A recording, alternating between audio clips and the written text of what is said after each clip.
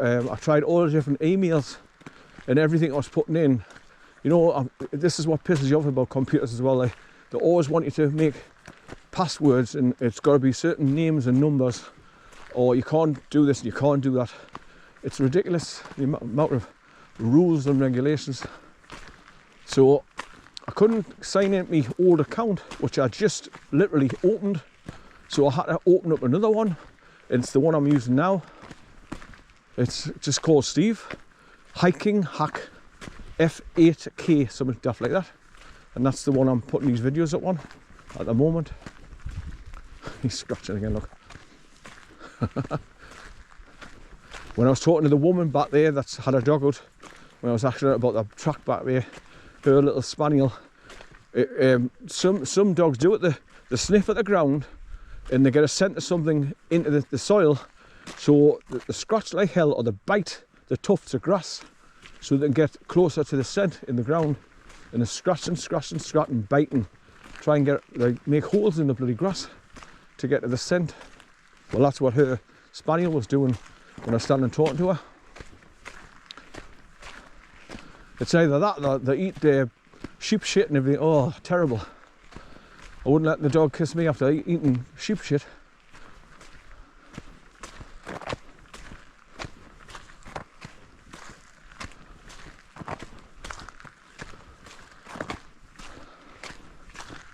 Right, so there's a couple of places where you can park a car when you come this far as well.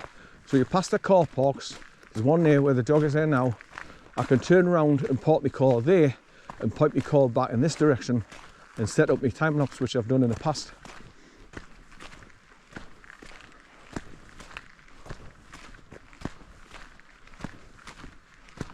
Right, current affairs. Supposedly Trump, his inauguration was going to be January 20th, tomorrow, but I think because the anticipated loads of riots and stuff like that with Black Lives Matter and Antifa, I think they did a quiet inauguration on the 16th of January, so there was no riots and all, so it's to stop all that going on. So I think he's had a private inauguration. So when he gets in officially back in the White House, he's going to start all the getting rid of all the pedophiles and all these bent CEOs, politicians, Congress. They're all getting taken out. That's why they're shitting themselves. That's why they've done everything possible to try and stop Trump getting back into office, but they failed.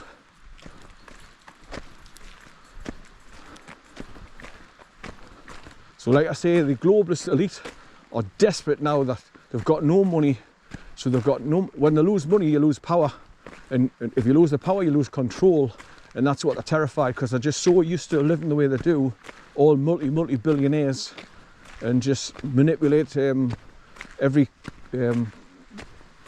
country, politicians and stuff like that, got their fingers in all the pies.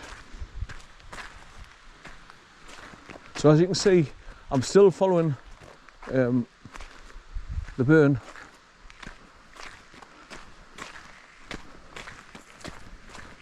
Got out about another half a mile and I come across where the two cottages are, called the Forks. And just here, when I get past this white signpost coming up now, it says on the right there's like green sign warning deep water, because there's a big lake swamp area. So I'll have to make sure he doesn't start going over, because you might get straight in the water. It's deep water and I don't know if we could be able to get back out.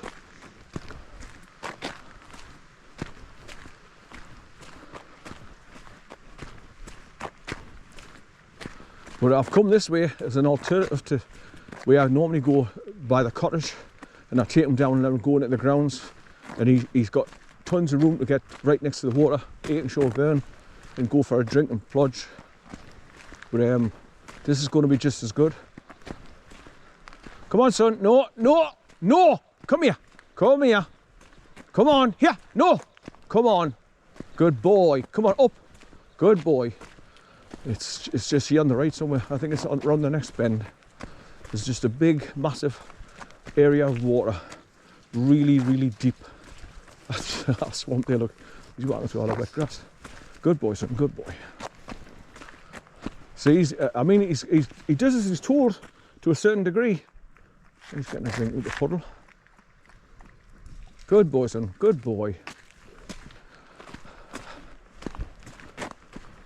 I mean, because normally he's bloody minded, and when I shout him back, he just continues on. So I think the water pond is just either side of these reeds, the copper coloured reeds there. It's just there.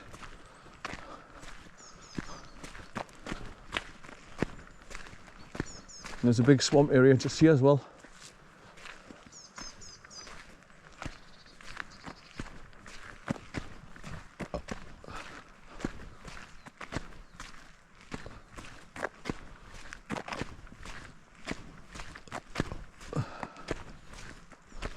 The pathway goes down there, goes around the back of that pond there as well. There's a red marker on the post, look. So that's obviously been an old pathway. You can just see the remnants of it going around the back of those trees in the pond. But we're going to continue on about another quarter of a mile around this right hand bend here.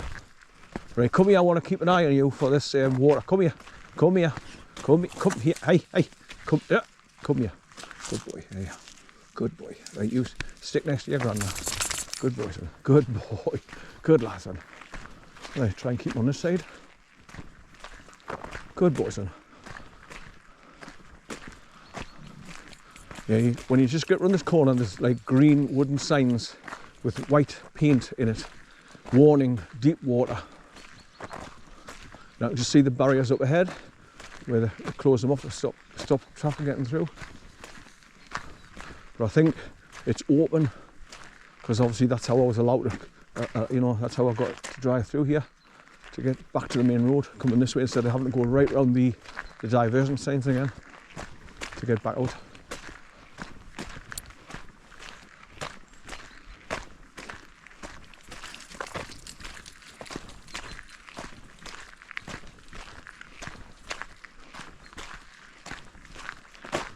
Now I was thinking of places to go as well in a car, and I thought about going back through to Newcastleton and start walking up the Kirshop Burn from the Newcastle end and coming back over towards Kielder Water here.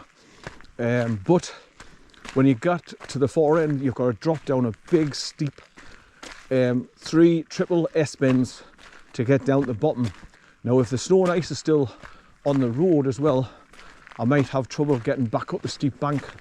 So I thought about it and I thought, nah. Right, so there's the stone bridge straight ahead, and the track I'm going to is just to the on the left before you reach the bridge. And the folks' cottages are just here on the right, past these this gate.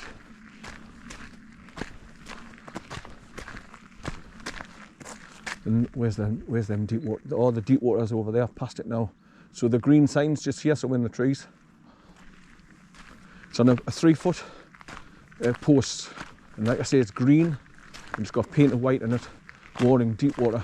You can see all the lake here, just where the dogs are now, by the wooden fence. And there's a big pond there, look. Oh, there's a sign here, look.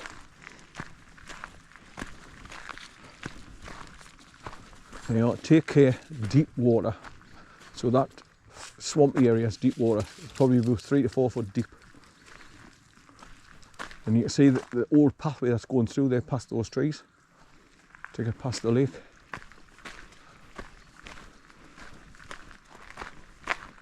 Right, so there's the 2 cottages just there. There's a white van parked outside one of them.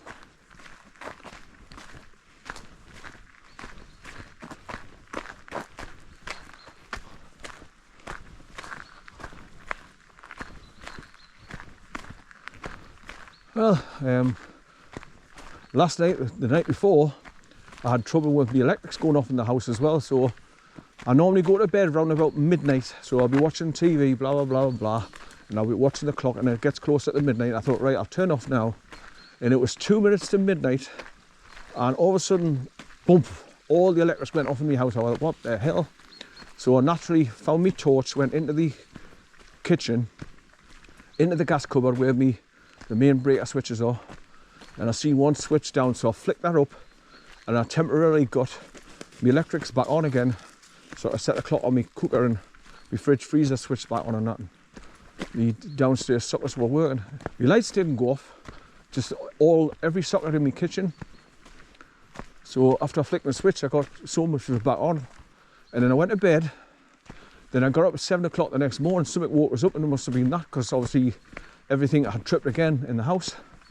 So when I woke up in the morning, freezing cold, still had my pyjamas, couldn't turn the television on, couldn't get my computer on, so no form of communication with my daughter or anybody like that. So I went up 2 doors up to my neighbour's house, who I knew would have a phone, use a mobile phone, because they both work as well, and they would have been in, would have been a Saturday night at work. So I knocked on his door and I went in and I explained what had gone on. So I says, can you find us the number for Riverside Housing, and I'll try and get an electrician out. But with it being a weekend, I thought shit.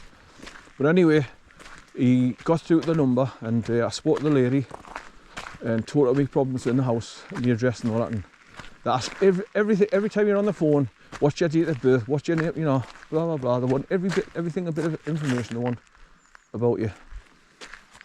Right, so this is the normal way I would come in off the main road and come along Bloody Bush Road, cross over the stone bridge, the arched bridge here, then keep right and go along that road there, look, over there to the right. You go a little bit further along, and then the road naturally bends round the left. So when you bend round to the left and continue up the road, you come to another stone bridge just like this. And you cross over 3 stone bridges, and then eventually you come to, I don't want to say the name of a cottage. What's that?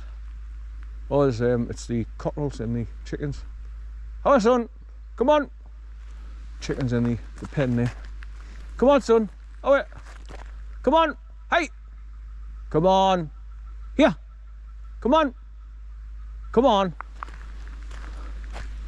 Right, this is the burn. Now the other place I go to, which is secret, I go over this bridge and see that that turn off to the left. It goes up and bends around to the left, and it goes up and up and up. And that's the other place I go to, where I go up and I go about 300 yards. Then there's a turn to the right, which is a very thin track, not used much. And I follow that and go right over to so I'm on the other side of Willowbog Cottage, and I point my camera down towards where the cottage is. Come on, son, how are you? Come on. Right, I'm just going to walk so far along here to see how bad it is, or how soaking wet I'll get, because I haven't got my leg gaiters on. How are you, son? Come on. How are you? Come on. How are you? Oh, where the hell's he? Come on, here, come on. Now there's an old dear lives at one of the cottages, and she's got dogs, and she sometimes comes along here with her 2 dogs for a walk. Now, depending on how bad it gets, if it starts getting really long, grass soaking wet, I'll just go so far, because I don't want to get my legs soaking wet and cold. Good boy. But this is another place where I feel comfortable, where I can leave him off the leader, and it's just a track that you just follow it right along over the 2 bridges higher up and just keep going. But as you can see, it's just an old hidden quad bike track, like what the farmers would use.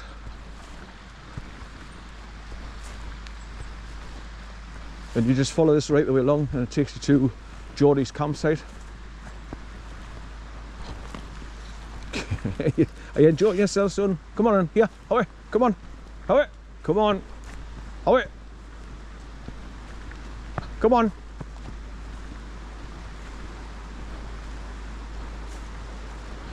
Right, I'll rub me boots against the long grassy and tree stumps and all that, and scrape all that bloody mud off me boots, so they're half the weight again.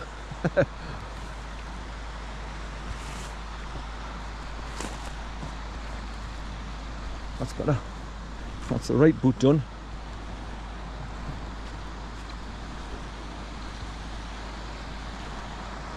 So you can get some of the shit off my left boot.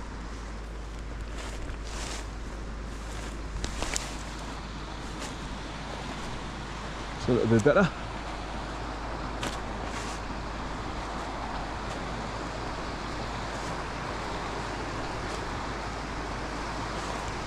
So when you come along here, you come past a couple of step downs and it looks like little waterfalls.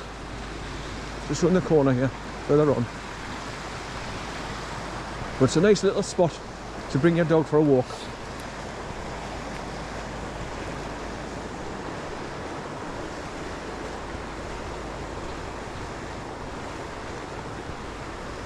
But last time I came here, there was loads of trees had fallen over and they were all sliding down the bank on the opposite side. Loads of them. So as you can see, the pathway is pretty much cut in, so I'm not having to walk through long grass and get soaking wet. I'm just keeping my feet on the old quad bike track where the wheels have created over years. It's just a change out as well. It gives a new bit of footage of somewhere in Kielder Forest and not Willowbog Cottage as usual. Just comes somewhere different. But I'm just glad that this is sort of working out. This white tubing, plastic tubing that I've tie wrapped to the bottom of my chest plate on my chest harness. It's actually pushing the bottom out, so it's keeping it vertical, so I can pull my camera backwards a little bit more and point it straight over instead of pointing down. What are you doing, son? What are you doing? Good boy. So you can see why I like to bring him out here, because he's so happy. You can see the joy in his face when he's running along. He's got his bit of freedom. Seeing him happy makes me happy. Good boy, son. Who's the bairn? Is he wagging your tail? Come and give us a kiss. Come and give us a kiss, you. So I said that grandad. Nah, I'm off. But when he's in the house, he follows up the stairs when I go to the bathroom. Then he stands on the top stairs, turns around and looks back down at me coming up the stairs. So when my face comes level with his, I get this big kiss on the side of the face. He's adorable. He's a big, like, frightening dog to most people, but he's a big softie at heart. Very loving dog.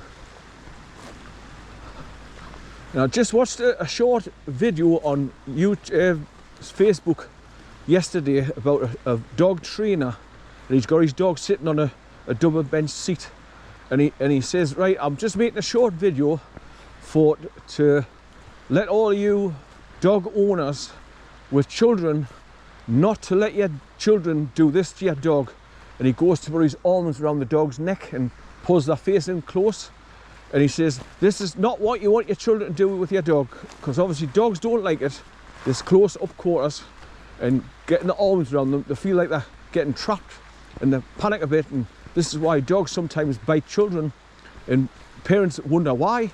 So please keep your children under control around dogs and don't let them just run up the dog, throw their arms around it and pull it in for a cuddle. There's loads of ways you can show affection to a dog, like stroking his chest, rubbing his ears, underneath his chin, scratch a little bit. They love it. So you don't need to put your arms around and cuddle them. So what he was saying was making sense. So I've copied that video and put it on a few more channels. So all these horror stories that you're hearing about, like the bullies attacking people and biting them, and it's that, oh, come on, come here, come here, come here. He's run after something. Come here, hi. Come on, son, come here. Hi, son. He's got his eye on something. You're off like a bloody bullet. Come on, son. How? Now, there's no sheep here. There's no horses, no cows. So I'm just wondering if that person's come up here with the dogs, and he's seen a dog. And he's gone up to greet it. Hi, son. Come on. Good boy. Where you been? What you seen? It must have been a deer. took off. Owen, yeah, come on. Nearly crapped me there when he went off like a bullet, full speed ahead. Oh yeah, man, I'm tripping over bloody grass here. Nice snap. Snap that off.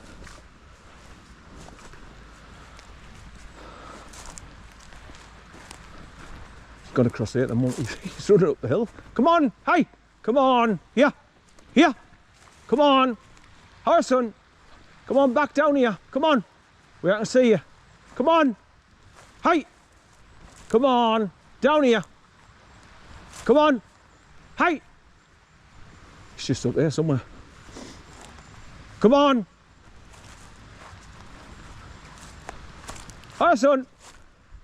Where is he? Come on. Hey. Come on. Hi, son. He come running back in a minute like. Come on. Here. Come on! Hi, son!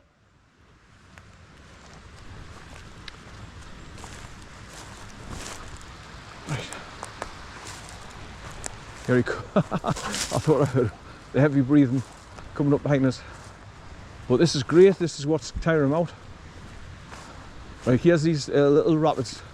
You can see through the trees now because all the shrubbery's dying and flattened. So you can see through it now past the trees.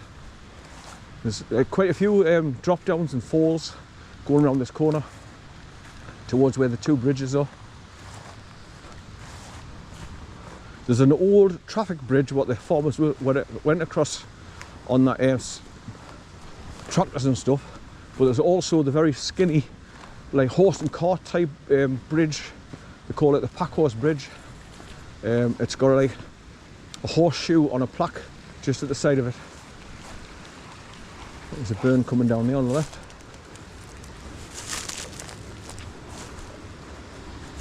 Go on, drink, son. Go and get a drink. Go and get a drink. Good boy. Go on. Go on. Good boy. Get a drink, son. Get a drink. Good boy. Good boy, son.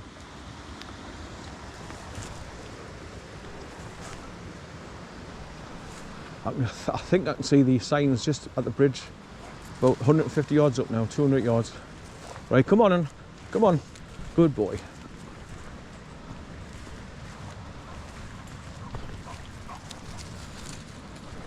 Now these batteries that's in the camera are fully charged up. So I should get it. I'm doing 1080p, 50 frames per second, 16:9 wide angle. That's what I'm recording. I've got the settings at for my camera. And I should get about an hour and 25 minutes on this battery, but I've brought fully charged up batteries as well on top of that, so I should have enough. But I'll be happy to get home, take my SD card out the camera, put it in my pen drive and upload it on my computer and just have a look to see what the footage is like left, right, up and down, the way the camera's pointing forward instead of pointing down.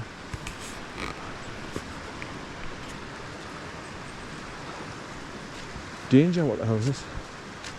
I think it's a warning about the bridge that it's not that strong. That's why they've got a barrier off. It's not strong enough for vehicles. But I mean, vehicles don't come along here anymore now. This is an old, very old farmer's track.